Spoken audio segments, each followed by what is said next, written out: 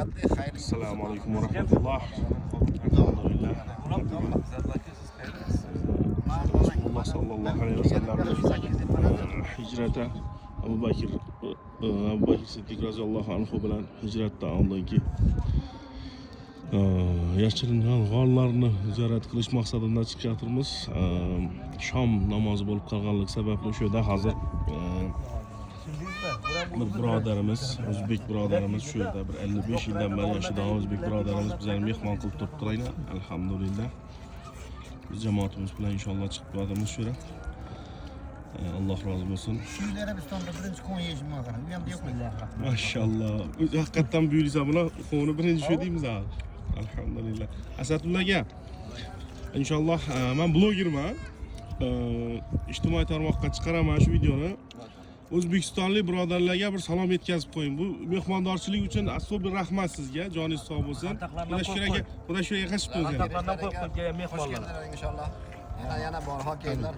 Har kim videoni ko'rsa biz tarafimizdan Makka Mukarramadan, Jabal Savrdan salomlar bo'lsin inshaalloh. Amin. Kelmaganlarda Alloh yana olib kelsin borho. Kelganlar yana kelsin inshaalloh. Ko'p xursand bo'ldik. Bu qavun Abul Manga deyishadi.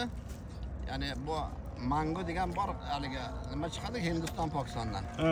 Shunga o'xshagan ichkarisi qizil, shuncha shirin qavun yangi chiqqan bu. Maşallah. Bundan baqa keyin tarvuz qavunlar ham orqa-orqa chiqaveradi. Umuman Makkadan tashqaridan keladi bular hammasi. Makkaning 35-40 kilometrda insa bo'lmaydi.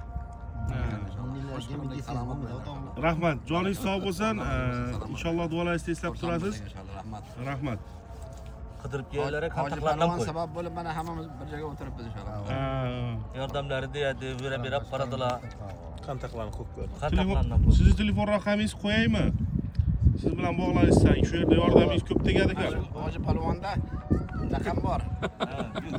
Telefon raqam. Videodan qo'yib yuboradi-da. Kommentariyada qo'yib o'tamiz. Inshaalloh. Ijtimoiy tarmoqlarda bormiz. Alhamdulillah. Siz azon ham aytdilar, xudo xolasa. Tamam bo'ldi.